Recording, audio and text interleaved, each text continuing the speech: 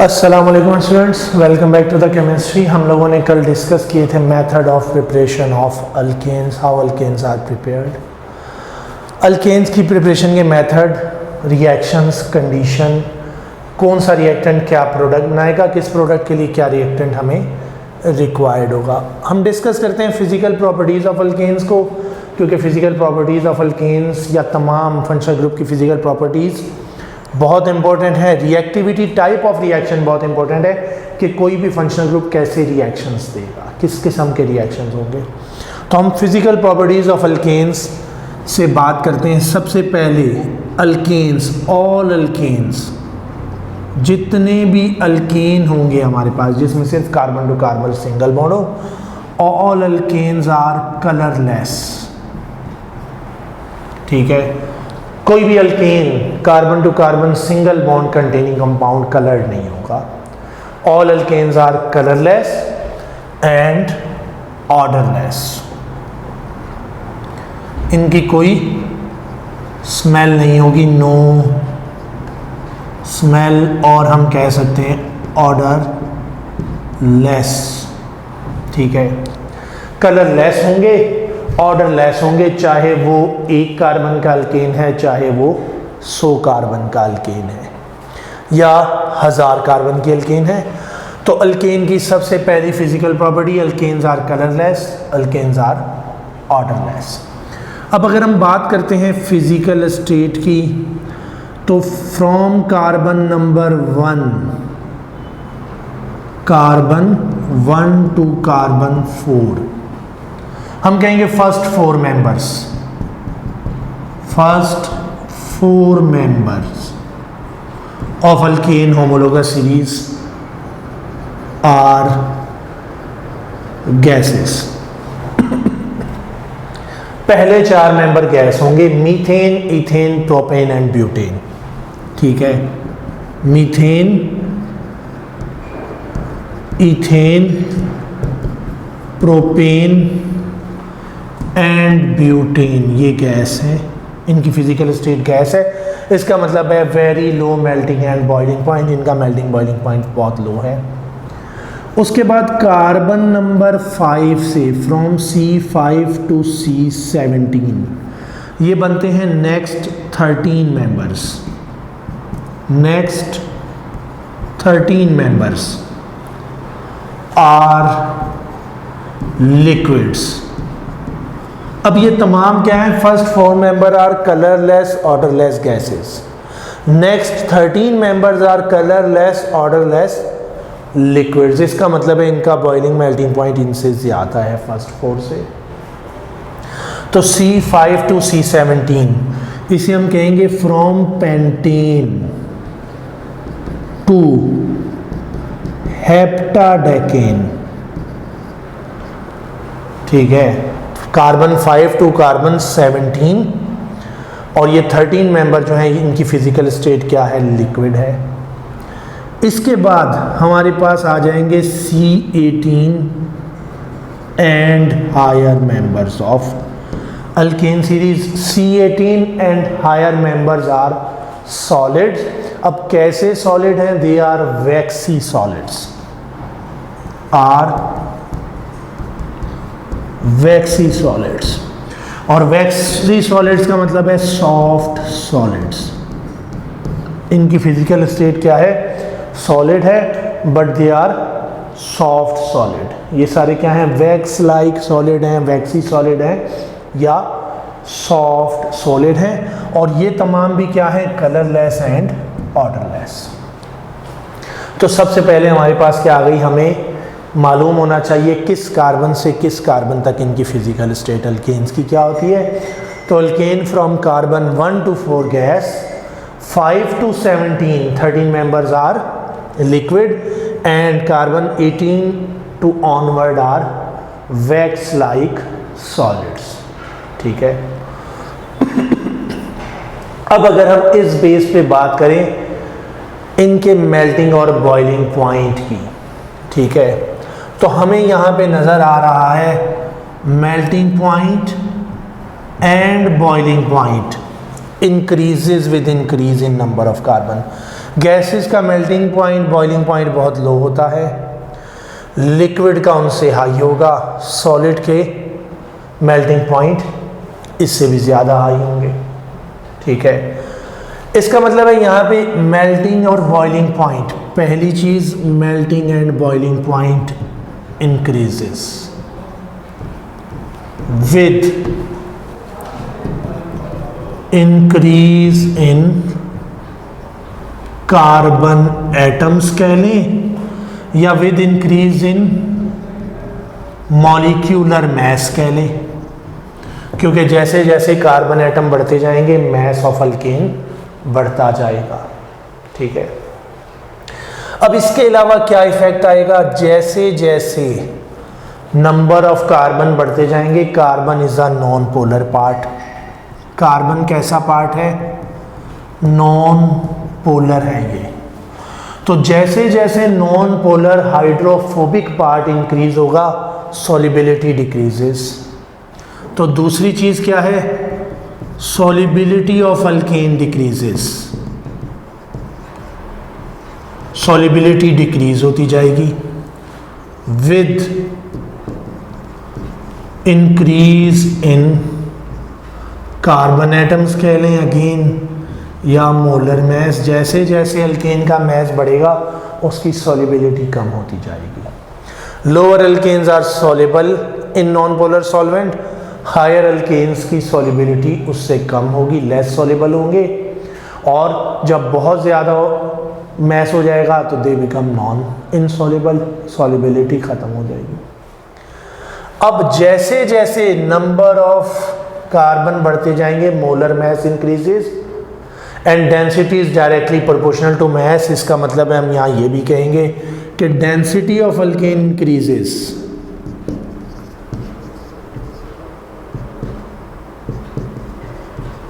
Density of alkanes increases with increase in carbon atoms. जैसे जैसे chain length बढ़ती जाएगी डेंसिटी भी इंक्रीज होती जाएगी इसकी, क्योंकि मैस इंक्रीज हो रहा है। ठीक है, इसके अलावा अब जो बॉइलिंग पॉइंट का चेंज है वो कितना होगा, विद ईच या every increase of one carbon atom या वन CH2 यूनिट। एक कार्बन के इंक्रीज होने से boiling point increases from 20 to 30 degree Celsius. एक कार्बन के एडिशन के साथ बॉइलिंग पॉइंट में जो इजाफा होगा वो 20 to 30 डिग्री सेल्सियस का इजाफा होता जाएगा। हर एक कार्बन की addition 20 degree Celsius boiling point को इंक्रीज करेगा। हमने कहा melting point also increases, boiling point का ये इंक्रीज रेगुलर है। अगर मीथेन का बॉइलिंग पॉइंट है और इथेन का है तो उसमें 20 to 30 का डिफरेंस आ जाएगा। इथेन और प्रोपेन में 20 to 30 का डिफरेंस रेगुलर है, प्रोपेन ब्यूटेन में 20 to 30 का डिफरेंस। लेकिन मेल्टिंग पॉइंट का इंक्रीज कोई रेगुलर नहीं होगा। ठीक है, increase of melting point is not regular. Increase of melting point is not regular in alkane. Alkane में मेल्टिंग पॉइंट के इंक्रीज का कोई रेगुलर ट्रेंड नहीं है। ठीक है, इसके बाद हमारे पास आ जाएंगे branched chain alkane and straight chain alkanes. तो अगर हमारे पास ब्रांच्ड अल्केन है और स्ट्रेट अल्केन है तो हमारे पास ब्रांच्ड चेन अल्केन के melting point, boiling point and melting point दोनों की बात करेंगे, और जनरली हम बॉइलिंग पॉइंट की बात कर रहे हैं। Boiling point, branch chain alkane के boiling points of branched alkanes are lower than straight chain alkanes. Branch chain का बॉइलिंग पॉइंट स्ट्रेट से लोअर होगा। स्ट्रेट चेन में इंटरमॉलिक्यूलर फोर्सेस का डिस्टेंस कम होता है, ब्रांच चेन में इंटरमॉलिक्यूलर फोर्सेस वीक होती हैं क्योंकि दो मॉलिक्यूल के दरमियान ब्रांच बीच में आ जाने की वजह से, साइड चेन की वजह से डिस्टेंस ज़्यादा हो जाएगा, तो मॉलिक्यूल एक दूसरे से दूर होंगे और उनका बॉइलिंग पॉइंट कम होगा, वीक इंटरमॉलिक्यूलर फोर्सेस होंगी। तो boiling point of branch chain alkanes are lower than straight chain, या हम कह सकते हैं boiling point of straight chain is higher than branch chain. For example अगर हम एन ब्यूटेन लेते हैं तो हमें एन ब्यूटेन की एग्जाम्पल ज़हन में रखनी चाहिए। 0 degree Celsius is the boiling point, लेकिन अगर हम आइसोब्यूटेन ले लें तो ये ब्रांच्ड हो गया और आइसोब्यूटेन का बॉइलिंग पॉइंट -12 है, तो आइसोब्यूटेन का लोअर है देन एन ब्यूटेन। तो हमारे पास ये आ जाएगी एक और फिजिकल प्रॉपर्टी। अब स्पेसिफिक ग्रेविटी की अगर हम बात करेंगे तो specific gravity of alkane also increases, ठीक है, with increase in molecular weight, ठीक है, जैसे जैसे मॉलिक्यूलर वेट बढ़ेगा। हम विस्कोसिटी को देखते हैं भाई, gas then liquid then change into solid, तो मोर विस्कस होंगे जैसे जैसे नंबर ऑफ कार्बन बढ़ रहे हैं, विस्कोसिटी भी इंक्रीज हो रही है, क्योंकि जो लोअर मेंबर है लेस विस्कस लिक्विड है, higher member more viscous liquid है, उसके पास इतनी ज़्यादा इंटरमॉलिक्यूलर फोर्सेस हो जाती हैं कि it change into vaccine solid जो कि बहुत ज़्यादा विस्कस है, ठीक है। तो viscosity increases,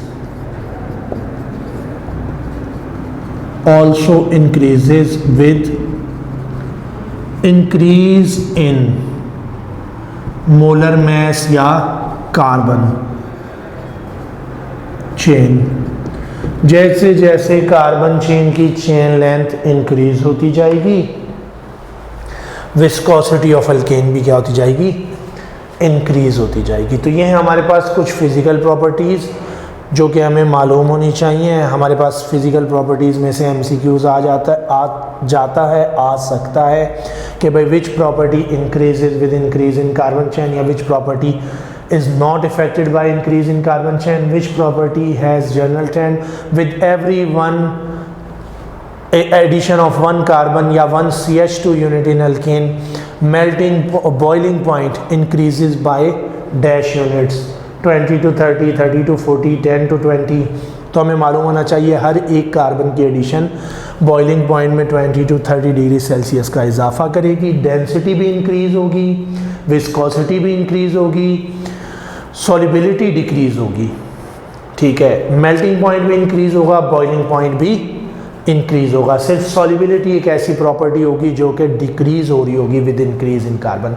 intermolecular forces increase होंगी क्योंकि ये बाकी जो भी प्रॉपर्टीज़ बढ़ रही हैं वो इंटरमॉलिक्यूलर फोर्सेस के बढ़ने से बढ़ती हैं। मेल्टिंग पॉइंट इंटरमॉलिक्यूलर फोर्सेस ज़्यादा होंगी तो इंक्रीज होगा, melting point boiling point increase होगा। विस्कोसिटी इंटरमॉलिक्यूलर फोर्सेस जितनी ज़्यादा होती हैं उतनी ज़्यादा रेजिस्टेंस है to the flow of liquid, viscosity उतनी ज़्यादा है। जितनी ज़्यादा इंटरमॉलिक्यूलर फोर्सेस होंगी, ठीक है, उतनी ज़्यादा ये सारी प्रॉपर्टी, और सॉल्युबिलिटी जितनी कम इंटरमॉलिक्यूलर फोर्सेस होंगी उतनी कम सॉल्युबिलिटी, तो सॉल्युबिलिटी डिक्रीजेस। इसका मतलब है जैसे जैसे किसके साथ, सॉल्वेंट के साथ इंटरमॉलिक्यूलर फोर्सेस, तो सॉल्वेंट के साथ इंटरमॉलिक्यूलर फोर्सेस कम होती जाएंगी, आपस में अल्केन्स की बढ़ रही हैं, ठीक है। और जब सॉल्वेंट के साथ इंटरमॉलिक्यूलर फोर्सेस कम होंगी तो सॉल्युबिलिटी डिक्रीज होगी। तो चूँकि नॉन पोलर है, जैसे जैसे हाइड्रोफोबिक पार्ट या जैसे जैसे कार्बन की चेन बढ़ती जाएगी, मॉलिक्यूल की आपस में इंटरमॉलिक्यूलर फोर्सेस स्ट्रॉन्ग हो जाएंगी, अब सॉल्वेंट उनको ब्रेक नहीं कर सकेगा, तो सॉल्युबिलिटी डिक्रीज होती जाएगी क्योंकि सॉल्वेंट के साथ इतनी ज़्यादा इंटरमॉलिक्यूलर फोर्सेस नहीं बनाएगा। अच्छा, गैस से लिक्विड, लिक्विड से गैसियस सॉलिड फेज में चेंज होगा due to increase in intermolecular forces, ठीक है। उसके बाद स्ट्रेट चेन और ब्रांच चेन में भी क्या डिफरेंस आएगा, डिस्टेंस बिटवीन मॉलिक्यूल्स जितना कम होगा उतनी स्ट्रॉन्ग अट्रैक्टिव फोर्स, जितना ज़्यादा होगा उतनी वीक। और जब ब्रांच्ड होगा तो बीच में ब्रांच की वजह से मॉलिक्यूल के दरमियान डिस्टेंस ज़्यादा होगा और इंटरमॉलिक्यूलर फोर्सेस वीक होंगी, so melting and boiling point क्या होंगे, डिक्रीज होंगे, फॉर लेस होंगे for branch chain as compare to straight chain.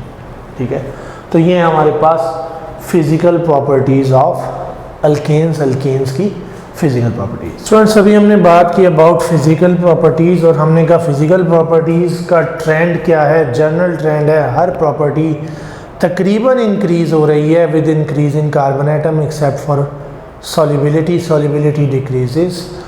हमें याद रखना है कि कार्बन 1 to 4 की फिजिकल स्टेट गैस है, 5 to 17 की फिजिकल स्टेट लिक्विड है, हायर की वैक्सी सॉलिड्स है। और इनकी कौन कौन सी प्रॉपर्टी इंक्रीज हो रही है, कौन सी डिक्रीज हो रही है, with increase in number of carbon या उसके अपोजिट करने में decrease in carbon.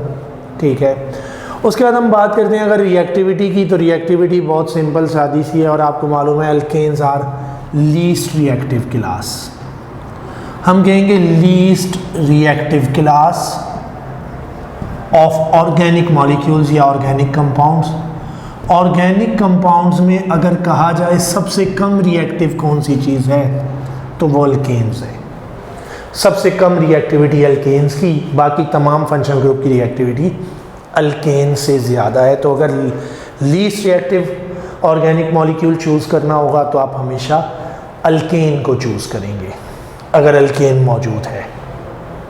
All other functional groups are more reactive than alkanes. Alkanes को हम कहते हैं paraffins.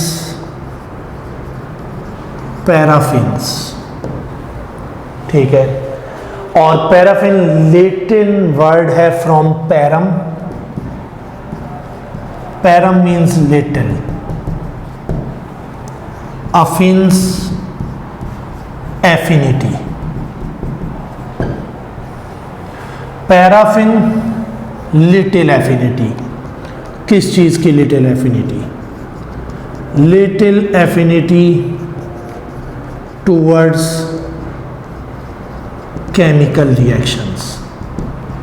Alkanes are called paraffins, क्यों कहते हैं? बिकॉज के इनकी affinity towards chemical reaction little है। Unreactivity, little affinity towards reactivity, इनकी रिएक्शन करने की एबिलिटी क्या है? कम है, इसलिए इन्हें हम पैराफिन्स कहेंगे। अल्केन्स में electrons are equally distributed, electrons are equally shared between atoms. ये उन इलेक्ट्रॉन की बात हो रही है जो कोवेलेंट बॉन्ड बना रहे हैं। सो अल्केन्स आर नॉन पोलर, इस वजह से ये नॉन पोलर हैं। Electronegativity difference of carbon and hydrogen is 0.4। Carbon की इलेक्ट्रोनेगेटिविटी 2.5, हाइड्रोजन की electronegativity 2.1, but difference is negligible. इतना लिटिल डिफरेंस है कि हम इसे निगलेक्ट करेंगे, इट इज़ नेग्लेजिबल। तो इसलिए हम कहेंगे ये नॉन पोलर हैं। ठीक है, और नॉन पोलर होने की वजह से पोलर रीजेंट्स की तरफ अट्रैक्ट नहीं होते, not react with polar Regents. ठीक है, ये है जनरल रिएक्टिविटी की बात कि अल्केन्स नॉन पोलर हैं। दूसरी वजह रिएक्टिविटी की है sigma bond, contain sigma bonds and require large amount of energy to break. एक non polar, there are two reasons. अगर स्पेसिफिकली पूछा जाए why alkanes are least reactive, तो उसकी दो वजह, due to non polar nature and sigma bond. ठीक है, एक नॉन पोलर होने की वजह से, दूसरा तमाम बॉन्ड सिग्मा बॉन्ड होने की वजह से। Sigma bond, why? Due to sigma bond, because sigma bond require large amount of energy to break, sigma bond को ब्रेक करने के लिए लार्ज अमाउंट ऑफ एनर्जी चाहिए, ठीक है। इस वजह से अल्केन्स लीस्ट रिएक्टिव या लेस रिएक्टिव होंगे, ठीक है। तो ये हमारे पास रिएक्टिविटी। अब अल्केन्स कैसे रिएक्शन देंगे, type of reactions given by alkane. Alkane generally give two type of reaction. वो दो टाइप कौन सी होगी, सब्स्टिट्यूशन रिएक्शन, एक तो अल्केन सब्स्टिट्यूशन रिएक्शन देगा, सब्स्टिट्यूशन रिएक्शन एक टाइप ये है। अब सब्स्टिट्यूशन रिएक्शन कैसा रिएक्शन है, अल्केन का सब्स्टिट्यूशन रिएक्शन फोटोकेमिकल है, ठीक है। सब्स्टिट्यूशन ऑफ अल्केन ये कौन सी टाइप ऑफ रिएक्शन में आता है, ये फर्दर क्लासीफाई किया जाता है as a photochemical reaction, reaction which is carried out in the presence of sunlight या in the presence of light by absorbing light, ठीक है, by highly reactive free radicals. जो रिएक्शन हो अल्केन का उसे सब्स्टिट्यूशन रिएक्शन कहते हैं। दूसरी टाइप ऑफ रिएक्शन जो अल्केन की होगी वो होगी थर्मल और कैटालिटिक। हीट के साथ ऐसे रिएक्शन जो कि हाई टेम्परेचर पे होंगे, तो thermal reactions in the presence of catalyst, तो अल्केन रिएक्ट करेंगे इन the presence of catalyst eight high temperature, ठीक है, कैटलिस्ट की मौजूदगी में हाई टेम्परेचर पे। इसका मतलब alkane does not react under mild conditions. यहां से हमें क्या पता चलता है, अल्केन का reaction do not react in mild conditions, mild condition में रिएक्शन नहीं करेंगे, हार्श कंडीशन में रिएक्शन करेंगे। जब क्या होगा, हाई टेम्परेचर होगा, कैटलिस्ट मौजूद होगा या large amount of energy light से मिलेगी, तो अल्केन का रिएक्शन होगा। तो ये अल्केन की रिएक्टिविटी है। General reactivity, reactive least reactive due to sigma bond and non polar nature, ठीक है। उसके बाद टाइप ऑफ रिएक्शन कौन से देंगे, substitution, thermal and catalytic reaction. Substitution reaction, thermal reaction या कैटालिटिक रिएक्शन, इसके अलावा अल्केन का कोई रिएक्शन नहीं। इन कंडीशंस का होना ज़रूरी है, या हीट हो या कैटालिस्ट हो या सनलाइट हो, ठीक है। और जो सब्स्टिट्यूशन रिएक्शन है, ठीक है, ये फोटोकेमिकल रिएक्शन है, इसे हम फोटोकेमिकल रिएक्शन भी कहेंगे। जी स्टूडेंट्स, रिएक्टिविटी के बाद हम डिस्कस करते हैं रिएक्शंस को, और अल्केन का सबसे पहला रिएक्शन है हमारे पास oxidation of alkane.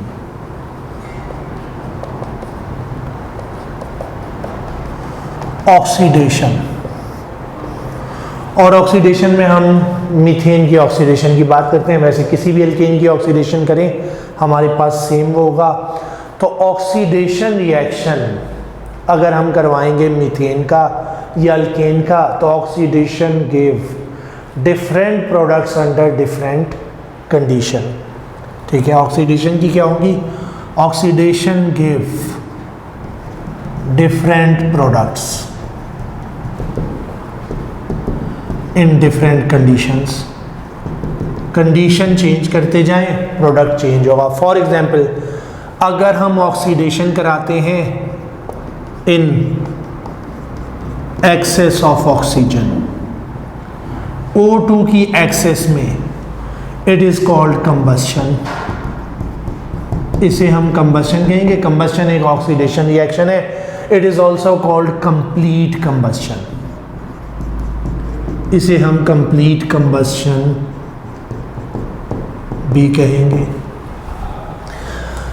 Oxidation in excess of oxygen, combustion और complete combustion give CO2, water and heat energy. अगर हम मीथेन की कंप्लीट कंबस्शन कराएं या किसी भी अल्केन की कंप्लीट कंबस्शन कराएं, CH4 plus O2 produce CO2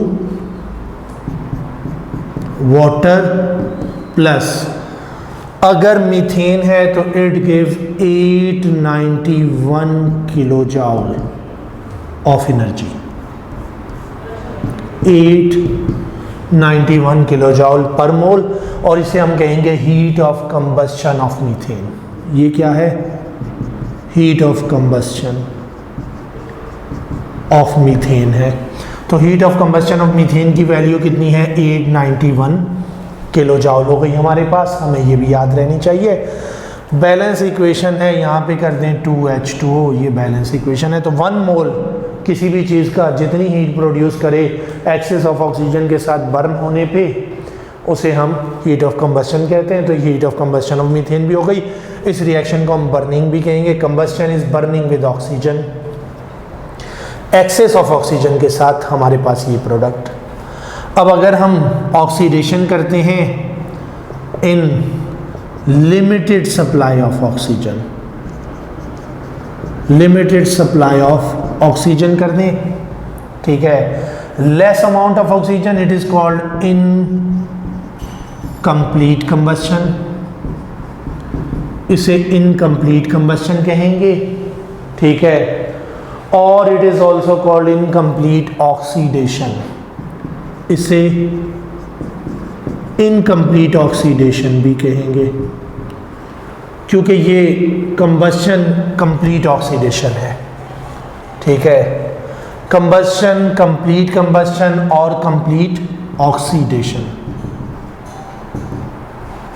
तो ये क्या हो जाएगी? इनकम्प्लीट कंबस्शन और इनकम्प्लीट ऑक्सीडेशन, ठीक है।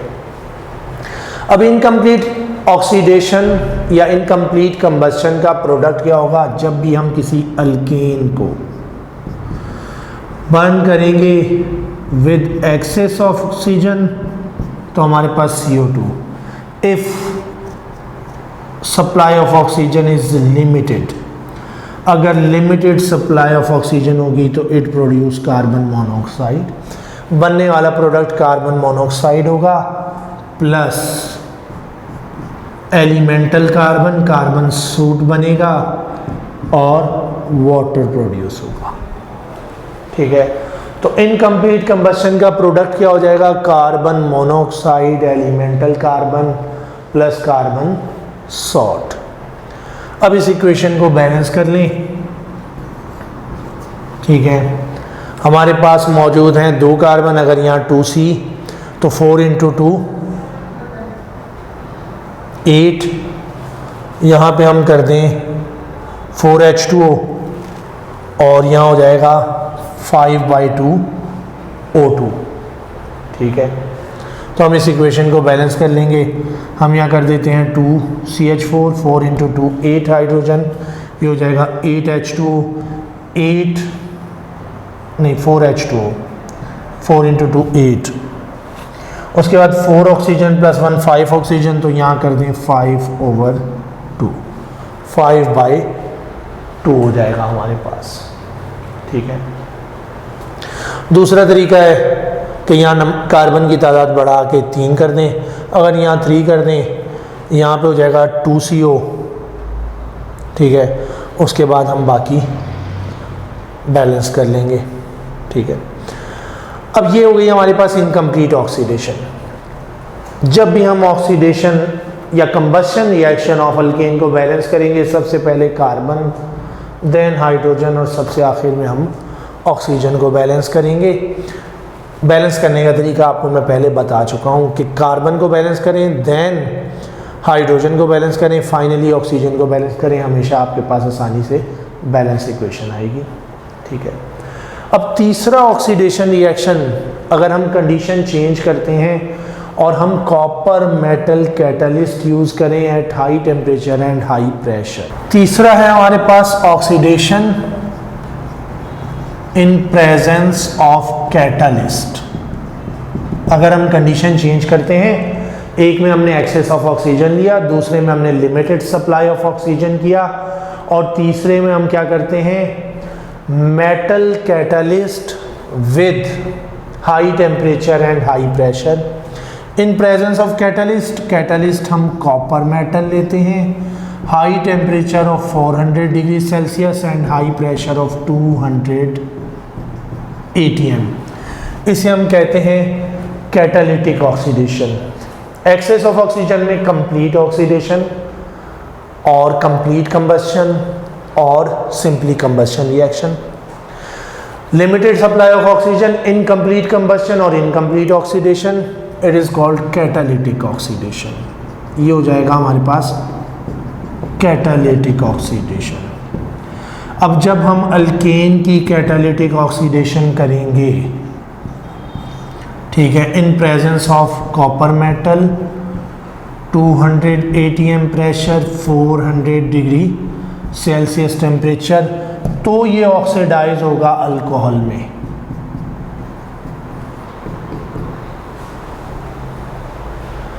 अल्कोहल फर्दर ऑक्सीडाइज हो जाएगी।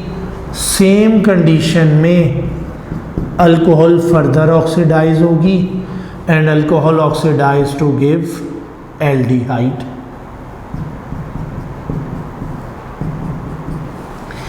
Under similar condition aldehyde further oxidise.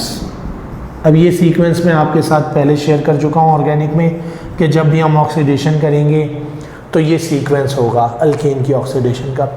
Aldehyde further oxidise to give carboxylic acid and carboxylic acid under similar condition at high temperature and pressure decompose to give CO2 and water.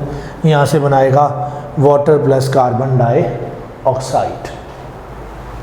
अब ये reaction जो है catalytic oxidation is used, ठीक है, catalytic oxidation use करते हैं to prepare fatty acid. It is used in industry to prepare fatty acids for soap industry. Soap industry के लिए फैटी एसिड बनाने के लिए इस्तेमाल होता है और हम फैटी एसिड सोप इंडस्ट्री के अलावा यूज़ करते हैं वेजिटेबल ऑयल में।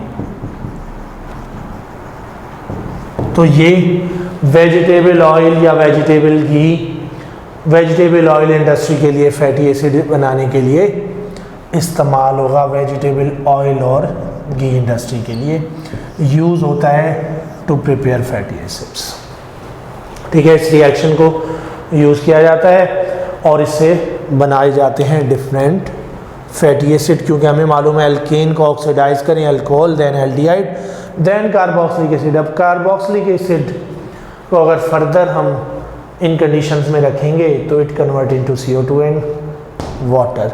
ऑक्सीडेशन के बाद हमारे पास दूसरा रिएक्शन जो अल्केन में देगा वो नाइट्रेशन है। और नाइट्रेशन क्या है? नाइट्रो ग्रुप इंट्रोड्यूस करवाना।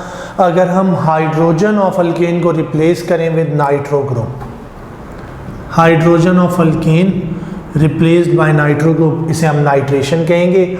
और अगर हम कोई भी अल्केन लें, मैं CH4 मीथेन को लिख रहा हूँ CH3H, इसका रिएक्शन करवाएं विद नाइट्रिक एसिड HONO2, तो वाटर यहाँ से एलिमिनेट होगा और CH3 के साथ आ जाएगा नाइट्रो ग्रुप CH3NO2। तो जनरली हमारे पास अल्केन प्रोड्यूस नाइट्रो अल्केन, ये हो जाएगा नाइट्रो अल्केन। अगर मीथेन है तो नाइट्रोमीथेन, इथेन है तो नाइट्रोइथेन, प्रोपेन है तो नाइट्रोप्रोपेन बनेगा। और ये रिएक्शन होगा 400 to 500 degree Celsius. Drastic condition, harsh condition में रिएक्शन होता है विद नाइट्रिक एसिड। तो नाइट्रेशन ऑफ अल्केन क्या है? Reaction of alkane with nitric acid in which nitric acid या nitro group replace hydrogen of alkane, ठीक है। अब ये जो नाइट्रो अल्केन्स हैं इनका यूज क्या है? They are used as a fuel.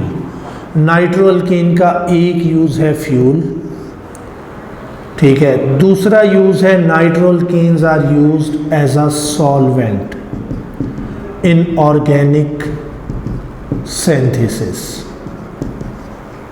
तो बहुत सिंपल सा रिएक्शन है कि नाइट्रोअल्केन्स को हम यूज़ करते हैं as a solvent in organic synthesis और नाइट्रोअल्केन्स को हम यूज़ करते हैं as a fuel. Nitroalkane fuel के तौर पे यूज़ होगा और बनाने के लिए कंडीशन क्या है, nitric acid and 400 to 500 degree Celsius temperature. तो हमने अभी तक 3 रिएक्शन डिस्कस किए, 4 रिएक्शन हमने डिस्कस किए, 3 ऑक्सीडेशन और चौथा नाइट्रेशन। ठीक है, ऑक्सीडेशन में combustion, reaction with oxygen, excess of oxygen, reaction with excess of oxygen is combustion, burning of alkane with excess of oxygen is combustion। ठीक है, और produce carbon dioxide and water, अगर methane है तो produce 891 kilo जॉल पर मोल heat. ठीक है, reaction is highly exothermic. Combustion reaction क्या है, हाईली एक्सोथर्मिक रिएक्शन है and it require very high temperature to start होने के लिए बहुत हाई टेम्परेचर चाहिए होता है, इसलिए हम स्पार्क देते हैं, वी प्रोवाइड स्पार्क और फ्लेम, हम फ्लेम या स्पार्क प्रोवाइड करेंगे। Amount of heat evolve 1 mole पे, it is called heat of combustion, वो हीट ऑफ कंबस्शन हो जाएगी। दूसरा था incomplete combustion, it produce carbon monoxide, water and soot, and carbon monoxide CO is toxic gas, is called silent killer. इसे हम silent killer कहते हैं, colourless odourless toxic gas है। ठीक है, इट बाइंड विद हीमोग्लोबिन। ठीक है, हेमी यूनिट के साथ बाइंड करेगी और ऑक्सीजन की सप्लाई सेल को रोक देगी, जिसकी वजह से डेथ हो जाएगी। तो ये कार्बन मोनोऑक्साइड प्रोड्यूस करता है। कार्बन मोनोऑक्साइड इनकम्प्लीट कंबस्शन के नतीजे में प्रोड्यूस होगी, it is also called incomplete oxidation. तीसरा रिएक्शन जो था वो हमने बात की catalytic oxidation. Copper metal catalyst 200 degree Celsius 200 atmosphere pressure 400 degree Celsius temperature पे alkane oxidize to alcohol, alcohol to aldehyde, aldehyde to carboxylic acid, carboxylic acid to carbon dioxide and water. It is called catalytic oxidation of alkanes and it is used for preparation of fatty acids for soap and oil industry. Soap और oil industry के लिए हम fatty acid बनाने के लिए use करते हैं। उसके बाद हमने बात की nitration of alkane. Nitration of alkane is carried out in the presence of nitric acid at 400 to 500 degree Celsius. हमारे पास प्रोडक्ट बनेगा नाइट्रो अल्केन और nitro alkanes are used as a fuel and as a solvent in organic reactions. Thank you.